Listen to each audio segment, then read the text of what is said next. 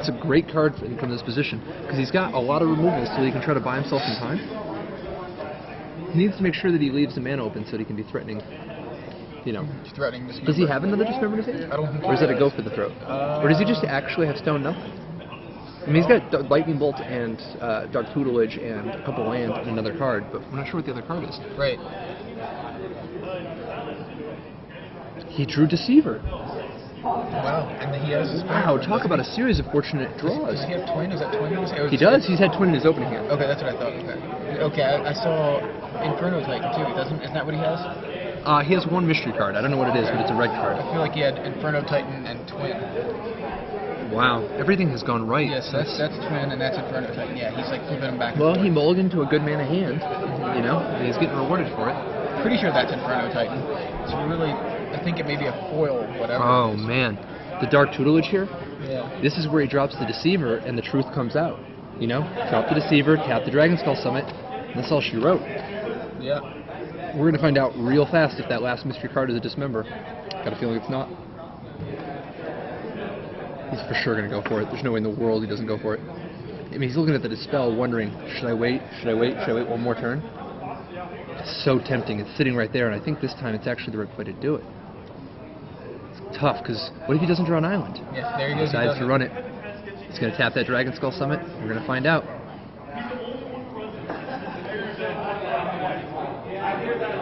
Uh-oh. Oh, he untapped his...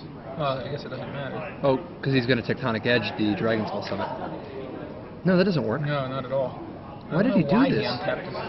And just to hold back the spell, The spell doesn't work, I know, right. It doesn't matter. There's a few... Oh, well... I mean... Yeah, now he's got the blue min anyway.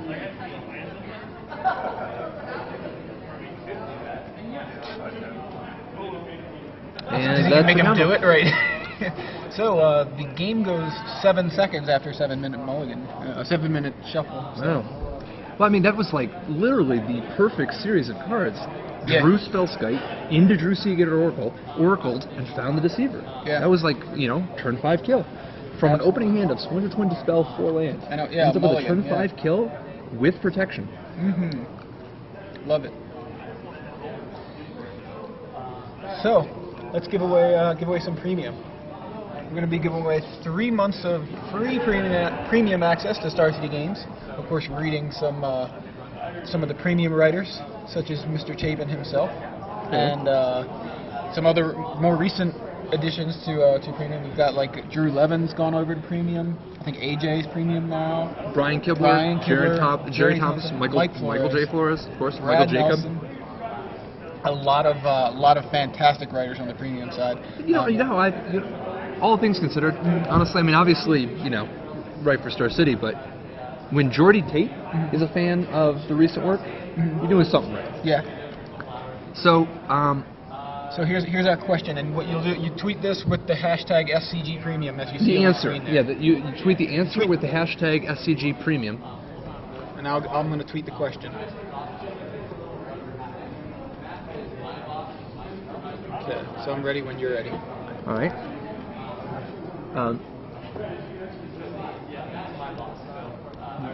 What is the name of the oldest player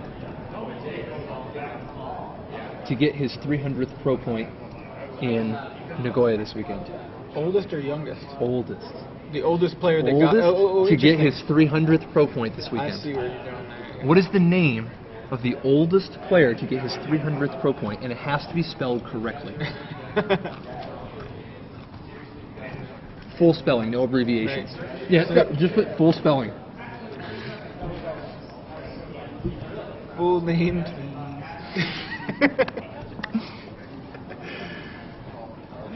That's actually a buddy of mine. First one to tweet here is a guy, Brendan, who plays with.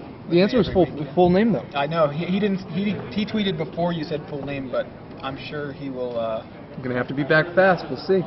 It's got to be the full name. Yeah, well, he doesn't have. You don't have to be the first person. It's actually still random. So. Yeah, it's just one of the random people to get it during the time frame. Yeah, random person to get it correctly. There, he was also the first person to get it. But it is random, you said. Yeah. And you can't just spam different answers, right? Like whatever your first answer is whatever your answer is. So. And when does this stop? Does it stop when the round starts? I don't know. Rashad usually just has the winner at the end of the round. So we'll wait a few minutes, and you get to pick a random winner. Pick a random person who got it correct and did not get it wrong. Probably just pick it right near at the end of the game. At the end of the game, like look at and see who's randomly got it correctly. So, all right, here comes another match result. The other mono red deck. The other mono red deck Defeats the other Callblade deck. So we've got two mono reds over Nicholas Spagnola. Only one Callblade left. Nicholas Spagnola dropping to another mono red burn. So it looks like we have the top four is a mono red burn, Kaldatha red, Luminarch Callblade, and the winner of this match right here. Yeah. Wow. So Very one exciting. Callblade making it to the Only top one four. Callblade advancing. Very interesting. And it's not even, I mean, Luminarch Ascension is definitely a different twist on Callblade. It's also probably not the greatest in a field of vampires and mono red and Kaldatha red and so on. That was the plan. Right?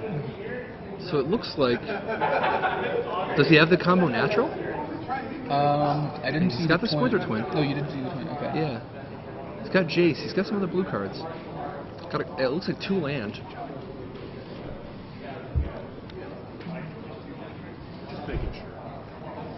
So we'll see if Montoya comes out with an aggressive start. It looks like from the fact that he's cracking his Verdant Catacombs right off the bat that this is actually going to finally be, you know, A one drop. and hopefully with 2 power. Or, you know, Pulse Tracker. Pulse Tracker. Pulse Tracker is kind of amazing. Like, it's funny. Kind of amazing is a good way. I feel like it's better than a creature with 2 power. I mean, Sort of. It because- doesn't fight other creatures with a 2 toughness. Right. But I mean, the fact that it's kind of Unblockable half the time. yeah, it's half unblockable. Yeah. Half of its power is unblockable. I mean, Spellskite can sit there and block it, but it's still So gonna Vampire do damage, Lacerator. Nathaniel drawing a much-needed land. It's a Jataxian Probe, and the information is particularly good against these Dismember decks, you know? Yeah. Get an idea how much removal they're working with. He saw the double Dismember earlier, so we're having a little trouble. Can we, any chance we can get a read on what that's in it? What Is that a we're go for seeing the there? throw? We're seeing a lot of glare. So. We have 2 Lava Claw reaches. What looks like it might be a go for the throat.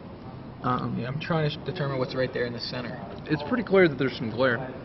Yeah. It's like, oh no, it's all good. Okay, so is that a Dismember? I think it's a He Dismember. lets him keep him. Yeah. That's always my favorite. You know, you Jataxian Probe and say you can keep him. Yeah, you keep him. Or the best, I guess, is Mishra's Bauble. Look at the top of the library and be like, okay, you can keep it. I haven't played a Mishra's Bauble in a long time. Lacerator getting in there. Drops the Visara Sears so that he can get that Lava Claw down. The question is, oh, the Spellskite. This is a nice little Spellskite curve. from Does he Nathaniel. have the Deceiver, though? I know he's got Jason, Splinter Twin, and some more cards. Yeah, that's... He's got a couple land. He's got the perfect land. He's got 1 unknown blue card. If it's Deceiver, well, Gatekeeper, definitely a strong play there off the top. He didn't know that his opponent had a Gatekeeper, huh? No, it must have been off the top. It was really tough to see. It looks like Montoya has a Dismember now. Yeah, I think we did see the Dismember. That was what we think. I think we both thought it was go for the throat at first, but I think it was a Dismember. And it looks like he does not have the Deceiver. Yeah, I Looks don't like he's think just he going to have to play does Jace and Brainstorm and just find it that way. But when he does, he has the Apostle's Blessing in his hand now to protect the combo.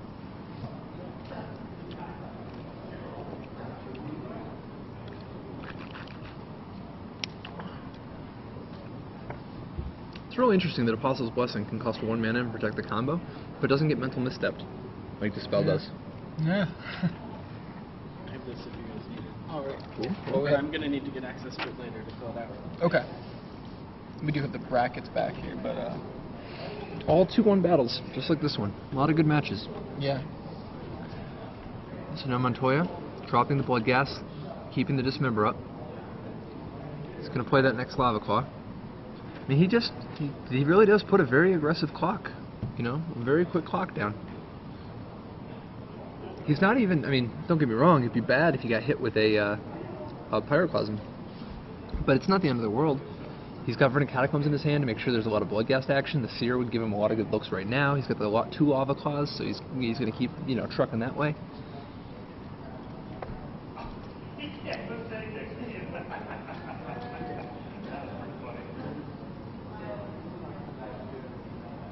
So what's Nathaniel's plan here?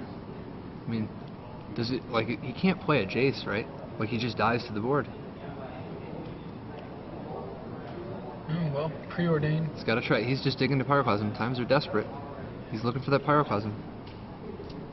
And you see. Well, I mean, it's a Was it Taxian Probe. That's at least a gut shot.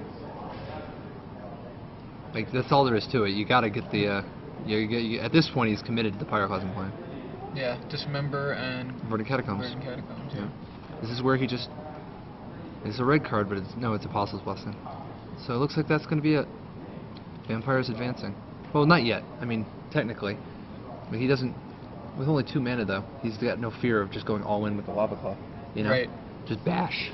He's got the Verdant Catacombs in hand. So, I mean, that's it. Looks that way to me. He's definitely representing 10 power on the table. I mean, granted, he could get hosed by an Into the Royal or whatever, but I can't imagine he doesn't go for it. Yeah, it just... And it's weird that he played his island before preordaining, because he ended up getting a Tectonic Edge. And if he had not played his island first, he could have played the Tectonic Edge and lived a turn. Yeah. So Montoya decides not to go for it. No Lava Claw reaches. Interesting. Not sure what you're risking by going for it. Just seems purely better to go for it in that position. Yeah. And he's dead anyway. Nothing to do, yeah. Alright, so Black-Red Vampires advances. Yeah. Our top 4, we're going to see Black-Red Vampires. That's Brandon Montoya facing up against Preston Phillips.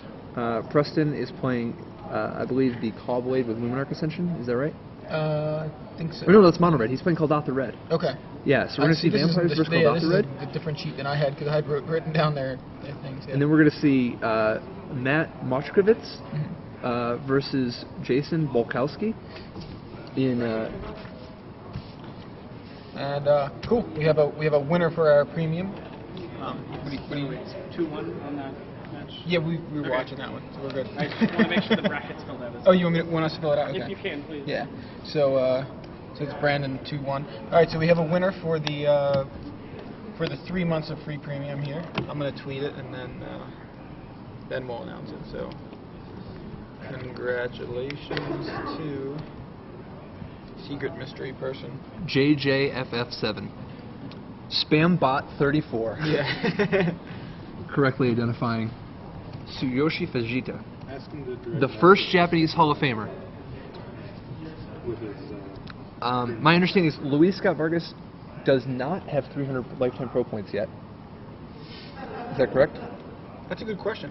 I think that's correct, though. Yeah, I think he does not have 300 lifetime pro. I mean, don't get me wrong, very few people do. And then Paulo also got it this weekend, but he was the younger of the two. Tsuyoshi top 8ing this one for his, I believe this is his 4th top 8. I think it was his 4th. Maybe it was his 5th. I think it's his 4th. Might have been his 5th, though.